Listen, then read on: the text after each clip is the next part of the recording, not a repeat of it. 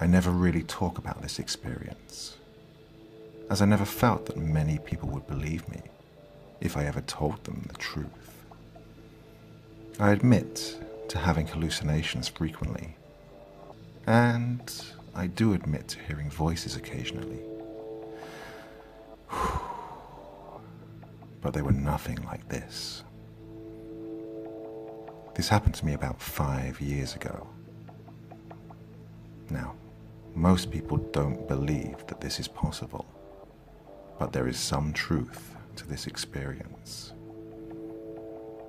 People sometimes undergo a condition where they fall into a light sleep, but end up waking during the phase of sleep where your body freezes itself in place and awaken in a condition known as sleep paralysis.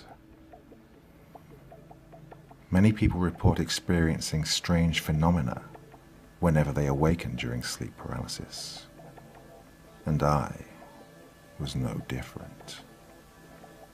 During one night where I had very little sleep, I woke up for some reason, but was incapable of movement. It was the first time I had ever woken up during sleep paralysis, but it was an experience I surely wouldn't forget. At the foot of my bed was a large, dark, humanoid figure. Its eyes were a piercing metallic red.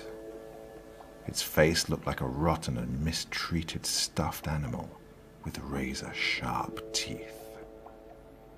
Its body was the color of pure darkness and reflected the light that seeped in through my window. In its left hand, it held a large cleaver knife and slowly spread a wide smile across its hideous face. The figure floated over towards me, its feet never touching the ground. Its grisly maw opened slowly, mouthing out the words it had for me carefully.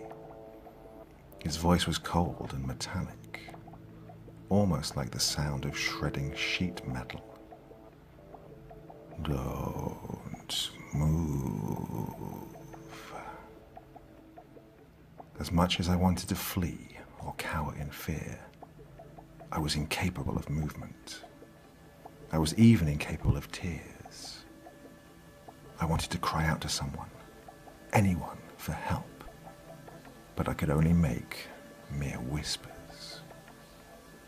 My eyes, however, were fully capable of movement and could clearly see the monster that loomed over me. It lowered its face within just a few inches of mine and had its arm raised with cleaver in hand above my head. Oh, I wanted to be anywhere, even in the pits of hell, just so I would be free of the suspense of having this hideous entity hovering over me. It spoke to me again. Count to 3. I closed my eyes and slowly began to count up to 3. I could feel the breath of the figure above my forehead, warm and moist. I sounded off the first number, 1. I readied myself to say 2, but I felt the figure's breath coming closer. I wanted anything but to lay in my bed, powerless to this being. 2, I cried out to the monster and felt it grow even closer. I opened one of my eyes and gazed deeply into the soulless stare of the entity that was poised on taking my life. Its open maw was close enough to sink its jagged teeth into my face. It grew impatient, waiting on its kill, and commanded me to continue. Do it, it shouted as I closed my eyes again in fear. I spoke aloud once more. 3. I waited in my bed for 5 long minutes, hoping that it had already killed me and that the suspense was over. It didn't matter to me whether I was in heaven or hell, just as long as it was over. Surprisingly to me that night, it was neither. After I opened my eyes, I realized that I was not dead, and that I was fully capable of movement again.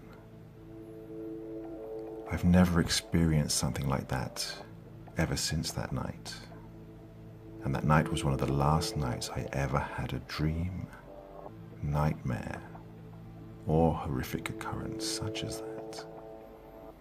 Since then, I have come to the conclusion for myself that the figure was likely an hallucination made up by my own mind. Some say that it was a ghost or a demon, and I won't deny their claims, but I can't accept them as fact.